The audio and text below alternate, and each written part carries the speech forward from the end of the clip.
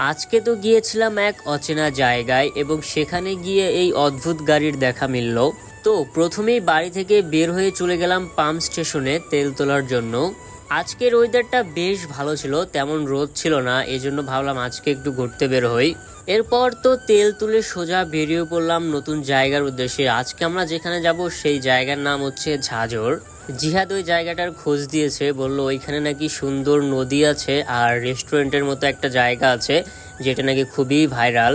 আর এইখানে দেখলাম বটগাছের মতো একটা জায়গা, তো এখানে একটু রেস্ট নিলাম। আর পাপ্পু ওইদিকে দেখি পুরি সিঙ্গারা নিয়ে আসছে, তাই দাঁড়িয়ে দাঁড়িয়ে সেগুলো খাচ্ছি। আর এটা হচ্ছে ঈদগাহ মাঠ, সেটা আবার সুন্দর করে বেঁধে রেখেছে। আর দেখো দেখো এই গাড়িটার কি অবস্থা, একটুর জন্য আমাদেরকে ফেলে দেয়নি। তো বলতে বলতে চলে আসলাম সেই গল্প কুঠিরে। এই রেস্টুরেন্টের নাম হচ্ছে গল্প কুঠির। আসলে কৃষি জমির পাশে এটা তৈরি করেছে, এই জন্য দেখতে খুবই ভালো লাগে। চতুর্দিকে একদম কৃষি জমি,